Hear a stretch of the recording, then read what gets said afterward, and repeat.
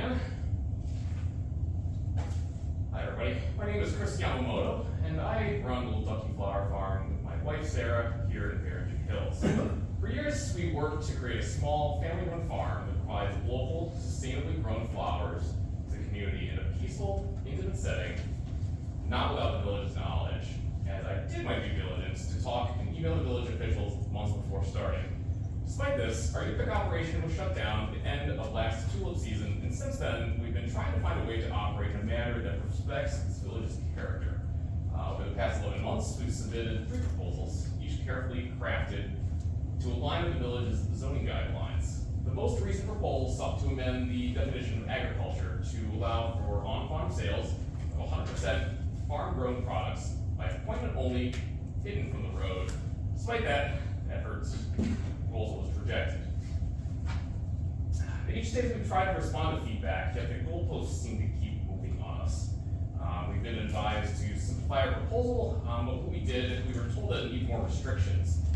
When we added those restrictions, it was kind of ignored altogether. And new roadblocks appeared. The first meeting, a board member said that if we were serious about this farm, we would apply again. And we have done so 3 times. In the second meeting, another board member attempted to cancel the meeting. The lawyer intervened, telling them that they could not do that.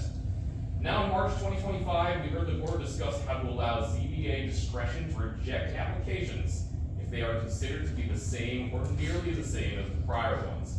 Again, the goalposts are moving once more, making it harder for us to even have our proposals fairly considered.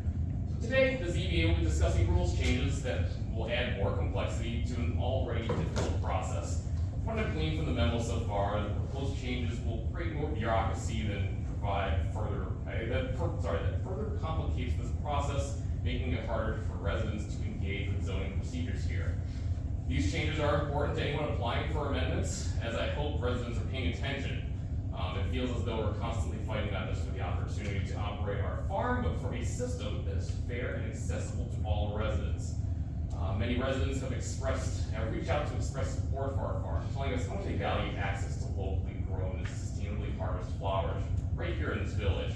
These voices are not just supportive of our farm, but it's indicative of a broader community interest in sustainable local agriculture. Barrington Hills has a chance to set an example for how small, sustainable farms can coexist in this residential area, and many of you have long been champions of residential peace and sustainable living here in the village. And we believe our farm aligns perfectly with those values. We're not asking for a change in character, but for a model that adds to the fabric of this community. How many more legislative changes will this village implement